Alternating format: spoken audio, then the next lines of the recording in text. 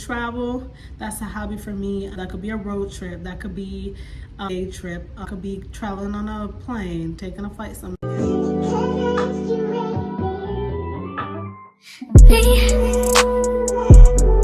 Can you focus on me?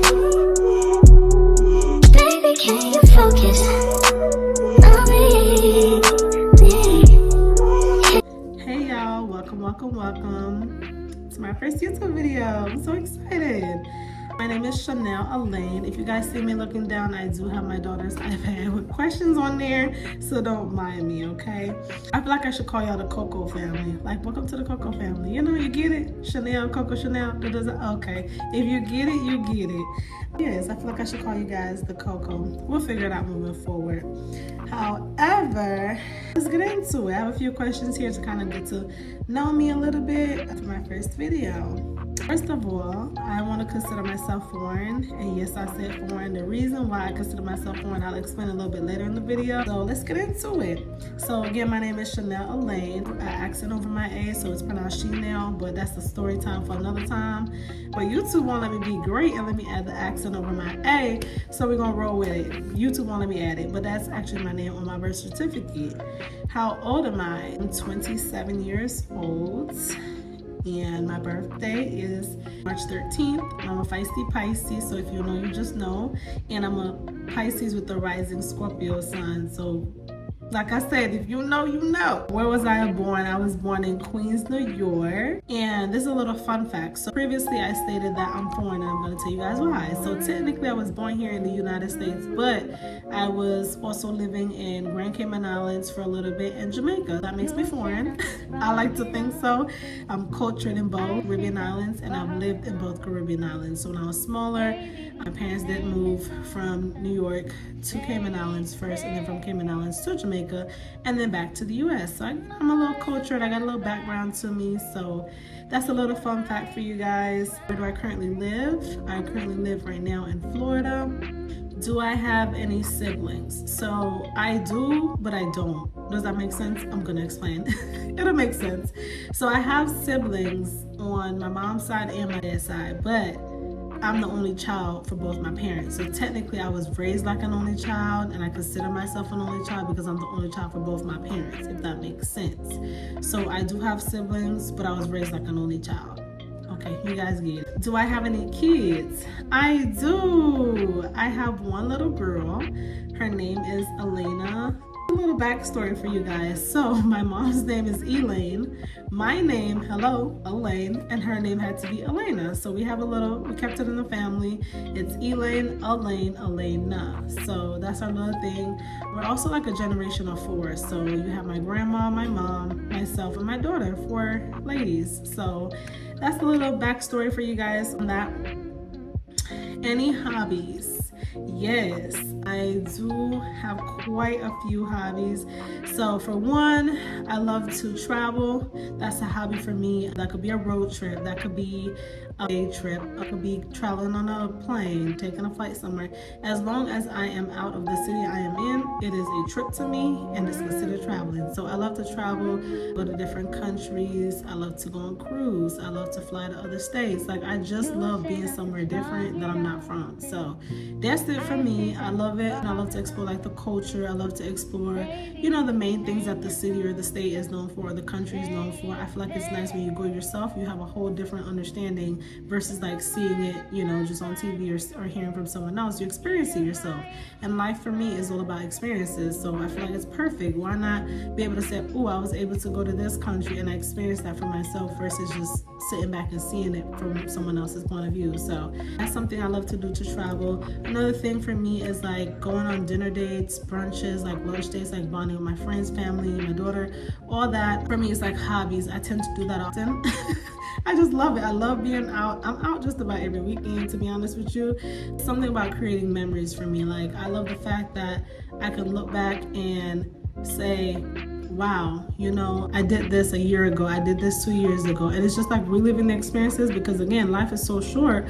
So for me, it's like the more memories I create, I can reflect on that and that makes me happy. So those are like hobbies of mine, just to be out and about, you know, trying different food, you know, being in a different environment, those things for me. Now and again, I'll read a book here and there. I don't know if I consider that a hobby per se, because it's not something I do often, but I do keep up with, you know, reading a book, especially if it's interesting. Yeah, a few of my hobbies there. And also going places like the museum, the zoo. My daughter loves that, so I love to pour into her as much as I possibly can. So, you know, create memories and have that. So as she get older, she'll be able to reflect on those. That's it for me for hobbies. What about my education? So for my education, I graduated with my bachelor's degree in health science, and I have 2 minors in public health and psychology.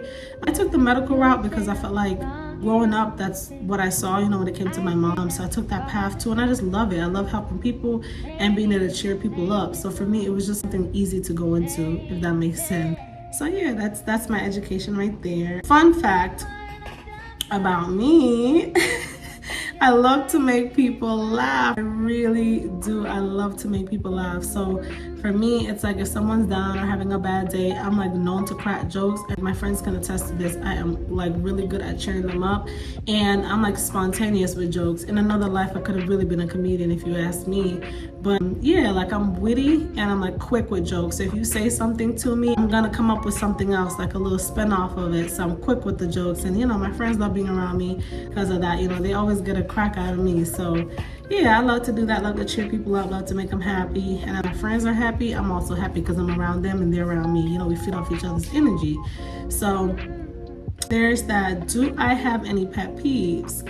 So for me, I do have quite a few pet peeves, but I'm gonna stick to just one. And for me, one is I do not like when someone is not being truthful. It's like, if I can trust you with my truth, I feel like you should be able to trust me with your truth. And it's like, if I'm being honest, be honest. You know, like I just don't like when someone is misleading or taking someone else for granted or using someone. I really don't like it. It just makes me blow up. But one of my main pet peeves is like, just be truthful, be honest in what you do, because that gets you further in life than telling a lie. So be truthful, you know, as possible, as much as possible as you can. Like, be honest with someone about it. So that's a pet peeve of mine. First impression of someone. So for me, I'm very intuitive, so I can read people easily, and my intuition is top tier, superb. I don't know, it's like if someone is, you know, for me, I read them based on like how they talk, based on how they act, based on how they carry themselves, based on how they look, based on how like the conversation is going, communication. For me, it's all based on those things. Like, it's easy to, you know, I don't want to say judge someone right off the bat, but for me, I kind of sit back and observe, and before I come up with an opinion or before I have something to say, I observe and give the person a chance to, you know, show their truth, because their truth might be different than what I'm observing. So I do step back and observe. I'm a good observer. I may not say nothing, and you might sit there and try to lie to me, and I know the truth the whole time, but I just let you be you. You know, that's me. I'll observe and keep it moving, kind of thing. So that's that. And I mean, eventually when it gets to a point, I might speak up and say something depending on how I feel, and if I feel like it's, you know, even worth my energy and time to respond to that person.